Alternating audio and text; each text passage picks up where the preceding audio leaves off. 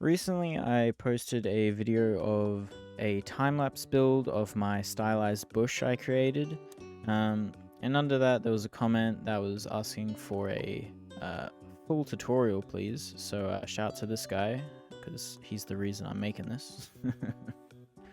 First thing that I do is I go into Photoshop and I open up a new file of just being like 512 by 512. Doesn't really matter how big it is. 512 by 512 is just a good size. So what you want to do is just grab one color that's green or blue, whatever color you want, and then make a leaf shape. So we'll just do this kind of a leaf shape thing. And then what you want to do is just grab bucket tool, fill it, and then grab that second one, which will just be a little bit darker. Draw a couple lines. Oh, it's too dark. Draw a darker one there. Draw some lines. And then use the smudge tool on the right here just to even out everything. Zoom in a bit. And then just even it out so it actually like merges with each other. And just using that technique of using just two colors and smudge tool can create things if you spend a longer time on it, which I'm going to change over to one that I've actually spent time working on. And so this is one that I've actually worked on for a decent amount of time. And you see its leaves and it's got a stem. You don't need a stem, but I recommend it just because a little bit more detail, I guess. I mean, no one's going to look that close at the bush if it's in a game, but you know, you can use it. And then with that, you just want to file and export as PNG. And now we're back into Blender. In Blender, you can actually use the default cube, surprisingly enough, and just elongate it a bit, make it more of a rectangle shape. And then what I like to do is just grab all these top edges and then bevel them just a little bit. You don't need more bevels, you can just have one slice, doesn't particularly matter. All you're wanting is this gradient between the two surfaces so it doesn't look as rigid when the leaves move over. Other than that, that's kind of it. You can manipulate it, you can, add more loop cuts, add more definition, and move it around to make it more of a realistic shape, but for this tutorial I'm just going to use the box that I've made here. Next, what I'm going to do is import the image texture we created in Photoshop, and you want to use image as planes. If you don't have this add-on, you can go to Edit, Preferences, go to Add-ons in this menu, and then just search Images, and click this one here, and then you should have the ability to click that. Alright, so once that's imported, you can move it to the side. Doesn't really matter where it goes.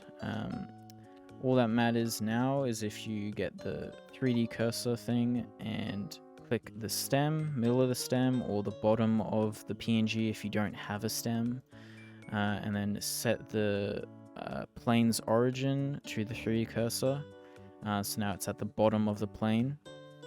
Then you can just hit Shift C and then reset the 3D cursor to the middle. Next, what we want to do, click on that cube. Go to particle properties, add a particle simulator, click the hair one, click advance, click on rotation, click change path to object, and use this little eyedropper and click on the leaf there.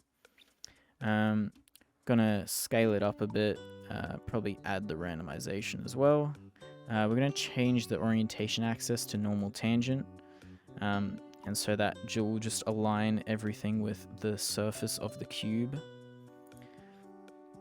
And then we're just going to hit randomize, well, we're going to up the randomization, and probably down the randomization of this actually. So now we got a decent amount of leavage here. As you can see, there's this weird like pop in, pop out feature that's happening. And to fix that, you just want to go back to the leaf, scroll down in the image properties, go to settings, and then just change alpha blend to alpha clip, shadow mode to alpha clip as well. And now you won't have that weird pop in, pop out shit. Then also for efficiency, as you can see, the cube's completely covered in leaves. We don't want that. We only want the sides and top to be covered. So to fix that, you want to click on the cube, go to edit mode, go to wireframe, select these top vertices here, make sure they're all selected, go to object data properties, add a vertex group, and then just hit assign. You can make sure it worked by going into the weight paint option and just seeing that there's this gradient here that goes from red to blue. Red's at the top and blue's at the bottom. Then when we go back to object mode, we can then go back to this particle simulation and then go to vertex groups, go to density, and then click on the new one that we just made, which is called group, and it will remove all the leaves from the bottom and we'll put it on the sides and top. Next thing, we're just going to reduce the number of leaves we have because we don't need 1,000. We could probably do with 500 or less. Let's look around at it. Yeah, we could do less actually. Let's go for, keep going down till it looks bad. So 375 seems to be the answer. Good amount of coverage, but not too much. So we're saving on polys. Okay, so now we want to go to the modifier tab. Click onto the cube, make sure all these planes are highlighted, and then just make instance real. Then we can just apply the modifier as well. You want to click on this top one, scroll all the way down to the bottom plane that we've added. You want to right click and click join, or you could do Control J. Whoopsie. Now just on this, now you can just remove the original plane you've imported, and now you'll have all of these as one object. You can also see it's only 770 tries, so that's pretty decent. But as you can see, this cube looks bad because it's just white. We don't want that, so what we're going to do is add a texture onto the cube that that merges itself with the leaves that are on top of it. So to do that, we're going to go back to Photoshop. We're going to click this new layer icon. We're going to put it below, and then we're just going to get this bucket. Oh no, we're going to get the eyedropper, get the darkest, get the bucket tool, and then fill the background. And so with this, we're going to export again, export as PNG, put it wherever you like. Now that we're back in Blender, click on this cube, click on new material, and then look for image texture. Then we're going to open up the image we just exported from Photoshop again. Once you've selected that to be the image texture, you can connect the color to the base color here. As you can see, that changes it to be green with its like little bit of leafiness in it. But we want there to be more leaves, so it looks more natural and less easily identifiable that it is a cube. So we're just going to open up a UV editor, and then select the entire cube with just hitting A in the edit mode. I'm going to select all these vertices and just scale them up.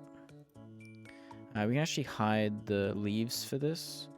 So we actually want these leaves to be pretty dense, and then we can rotate it around so it doesn't look as patterny, I guess. We can also just shade this smooth, and that's it. Now we've got a decent little stylized cube.